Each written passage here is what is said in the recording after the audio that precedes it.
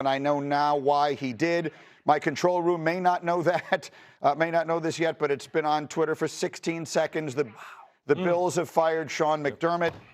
This was something that we speculated might happen. Schefty, come running back in here if you can. Let's make sure his mic is on. We now understand why you got up and the chair flew behind us.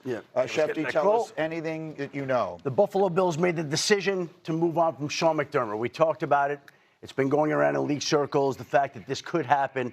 It is official. They informed him this morning they're moving on. Look, in a year where the Baltimore Ravens have moved on from John Harbaugh, we knew that anything was certainly possible.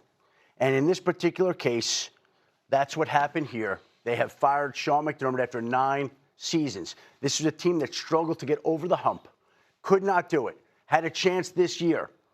No Patrick Mahomes, no Lamar Jackson, no Joe Burrow in the postseason. Instead, they get 5 turnovers. And people had talked about it on the league.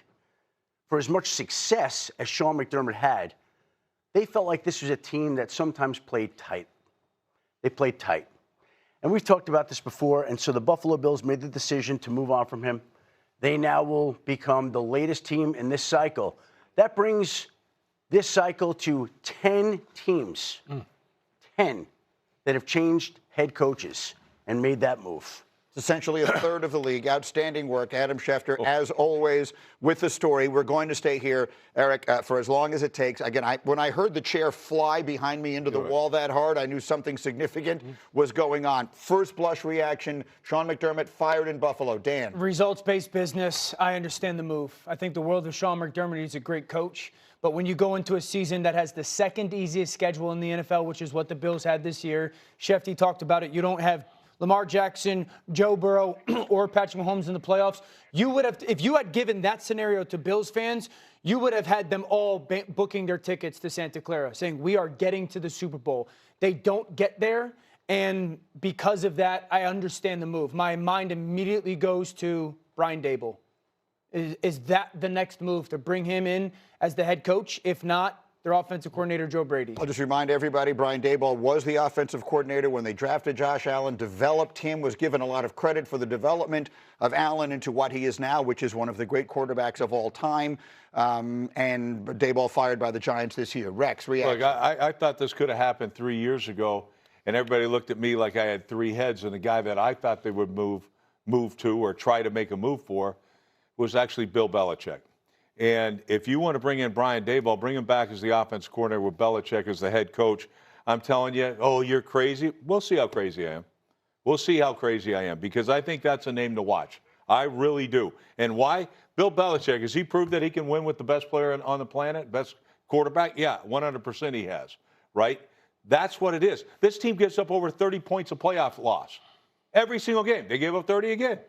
So, to me, they've underachieved not only – because you have the great quarterback, but you have you have some talent on defense. You give up over 30 points every game in the damn playoff games.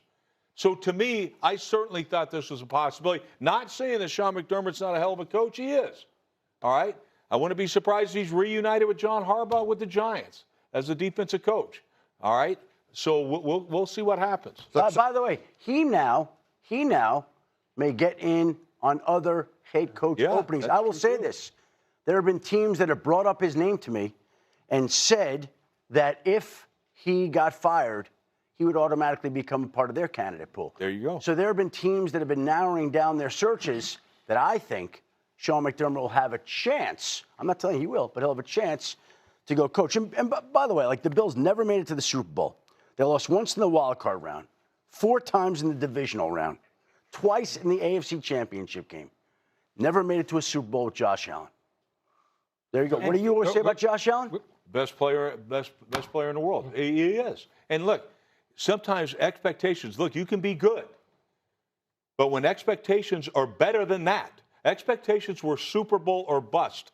All right, we saw it for who? Baltimore, fired. All right, Buffalo, fired. All right, so those are the things right there that when you don't meet expectations, all right, things happen in this business.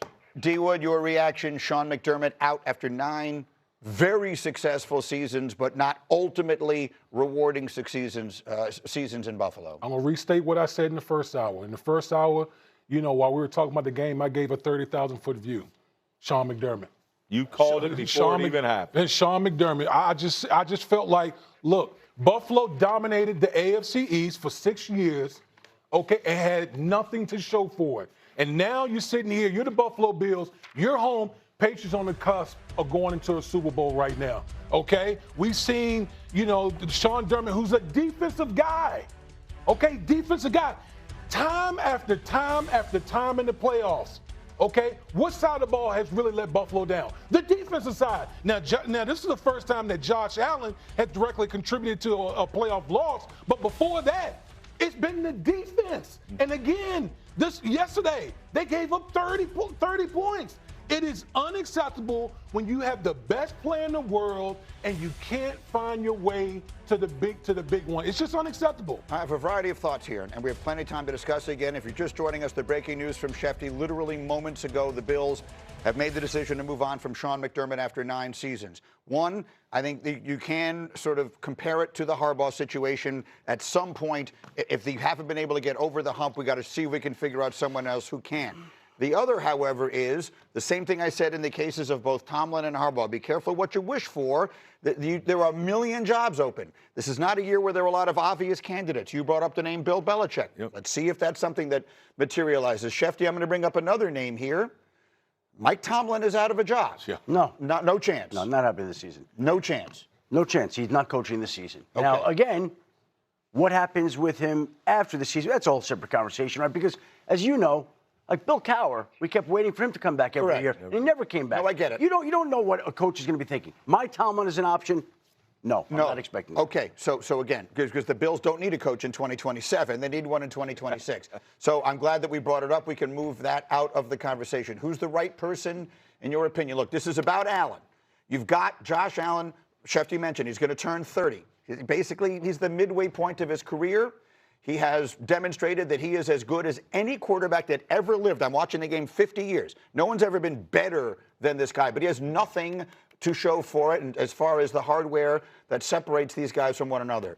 Who are we thinking about? Yeah, Brian Daboll and Joe Brady would be the first two names that come to my mind. And I don't think it's just about Josh Allen. We've seen Josh Allen be remarkable for the last 5 or 6 years. He has nothing at the end game to show for it. I think Schefter intimating or referencing that there's people around the league that thought this team played tight. They give up over 31 a game on defense in the playoffs. And so it's not just about Josh. It's about really getting that team to play its very best when it's needed most. The team, not just the quarterback.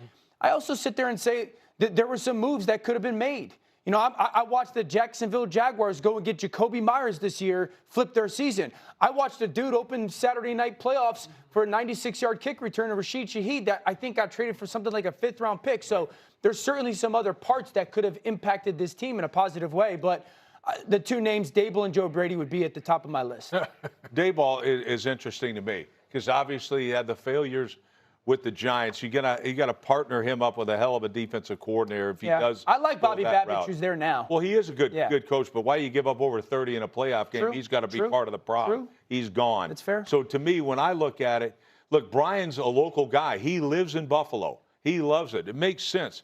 But I'd love to get him as an offensive coordinator. If you can get the greatest coach in the history of our game, and everybody can say that, let's pass him by because he doesn't have Tom Brady. Well, he's got a different guy if you get him this coach. And I am telling you, I feel strong about this. I will say this. For me, I'm looking at, look what New England has.